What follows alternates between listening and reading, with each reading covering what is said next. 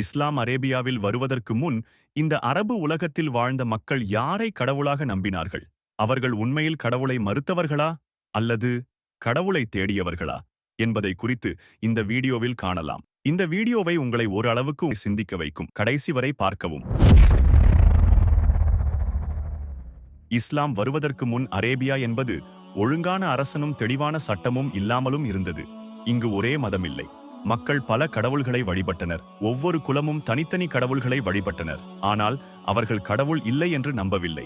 அவர்கள் ஒரே கடவுள் இருக்கிறார் என்பதை உள்ளுக்குள் ஏற்றுக்கொண்டிருந்தார்கள். பிறகு எப்படி சிலை வழிபாடு உருவானது தெரியுமா? அன்றைய கால மக்கள் நேரடியா கடவுளிடம் பேச முடியாது. அதனால் நம்மை கடவுளுக்கு நெருக்கமாக்கும் ஒரு இடைநிலையாளர் வேண்டும் என நினைக்கத் தொடங்கினார்கள். அதற்காக கல், மரம், மனித உருவங்கள் ஆகியவற்றை கடவுளை அடைவதற்கான வழி என்று நினைத்தார்கள். இங்கேதான் சிலை வழிபாடு மெதுவாக கடவுள் வழிபாடாக மாறியது.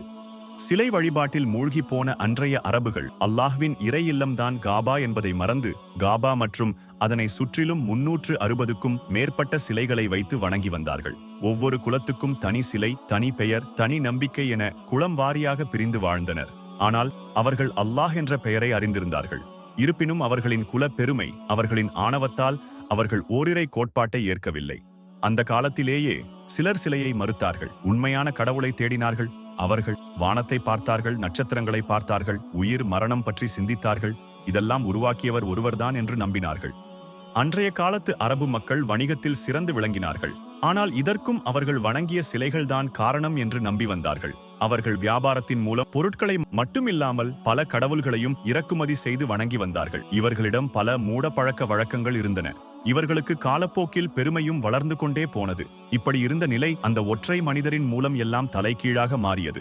அவர்தான் முஹம்மது நபி ஸல்லல்லாஹு அலைஹி வஸல்லம். இதற்கு பின் அரேபியாவின் நிலை மட்டுமில்லை, உலகத்தின் நிலையும் முற்றிலுமாக மாறியது. இஸ்லாம் அரேபியாவிற்கு வந்த போது ஒரு புதிய கடவுளை அறிமுகப்படுத்தவில்லை. புதிய சிந்தனையையும் அறிமுகப்படுத்தவில்லை.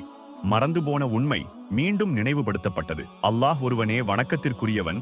எந்த இடைநிலையாளரும் இல்லை. கல் வேண்டாம், மனிதன் வேண்டாம், சிலை வேண்டாம். பின்னர் அரேபியா மக்கள் அனைவரையும் சமமாக பார்க்க தொடங்கினார்கள். அவர்களின் பெருமையும் அழிந்தது. அவர்கள் பின்பற்றி வந்த மூட பழக்க வழக்கங்களும் கைவிடப்பட்டன. இந்த வீடியோ உங்களுக்கு சிந்தனை கொடுத்திருந்தால் லைக் செய்யுங்கள். உங்கள் கருத்தை காமெண்டில் எழுதுங்கள். மேலும் இது போன்ற இஸ்லாமிய வரலாறு மற்றும் இஸ்லாமிய வீடியோக்களுக்கு சப்ஸ்கிரைப் செய்யுங்கள்.